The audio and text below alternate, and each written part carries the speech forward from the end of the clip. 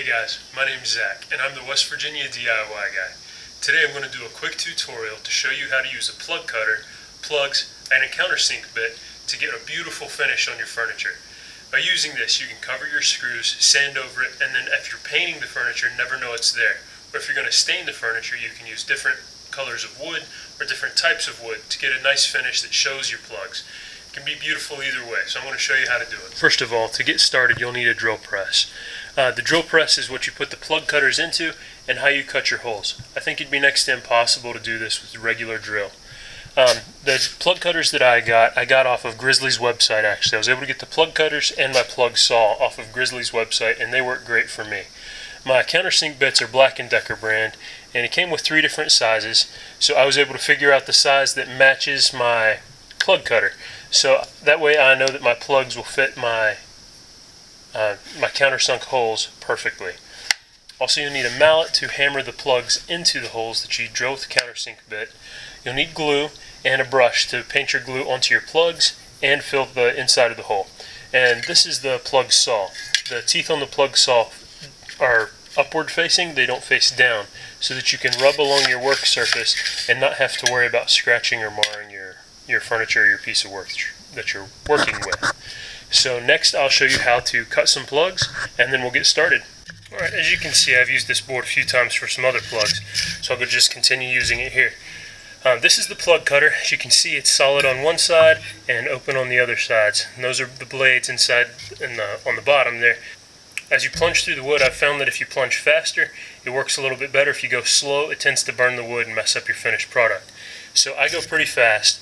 A lot of the times the plug will stick in the bottom, and the way to get that out is just go ahead and hit a second plug, and it'll knock those out. I'll go ahead and show you a few.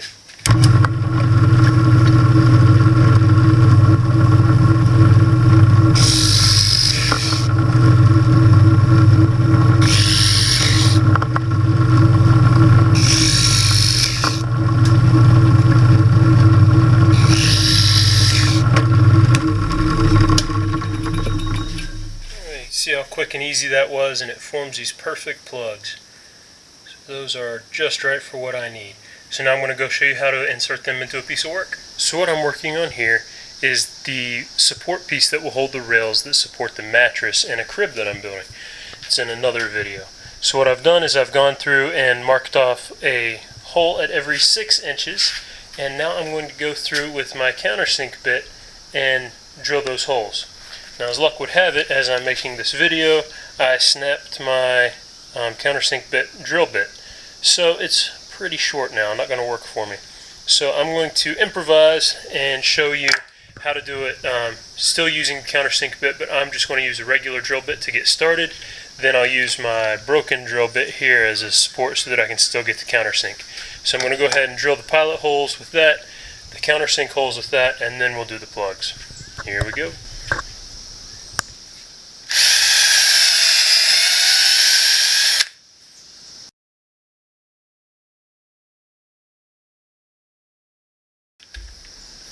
Okay, now as I mentioned before, normally this drill bit would be inside of this countersink bit, and the reason I can't swap that out is because the drill bit that goes into the countersink bit has got a flat edge on the shaft so that the screw can hold it in place.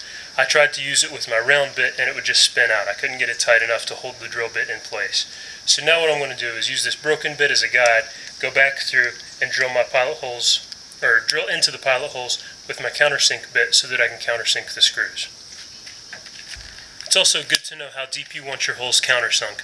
My plugs are only so deep, so I don't want to go deeper than my plug. So I keep it less than the curve in the bit right here. So that's what I'm going to show you.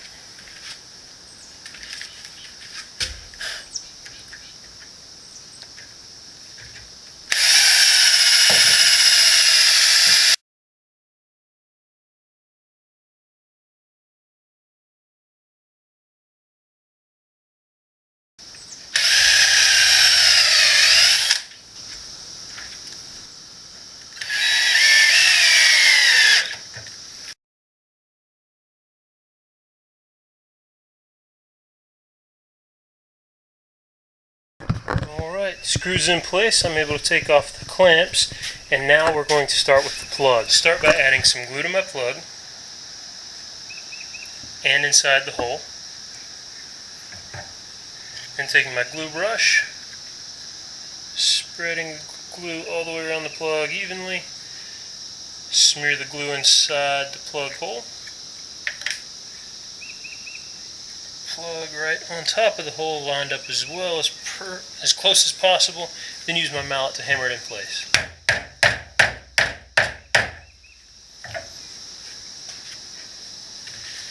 Wipe off any extra glue so it doesn't get in the way of my plug saw.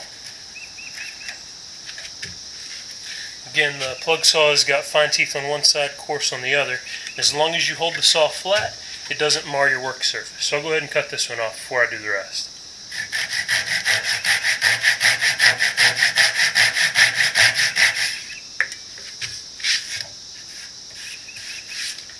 You can see there already that's pretty well smooth. Once I take the orbital sander across that, you can't feel it at all. So I'm going to go ahead and do the rest of the holes and catch up after that. Alright, all the plugs are in place, and now I'm going to go through with the plug saw and cut all of those off, then hit it with the orbital sander.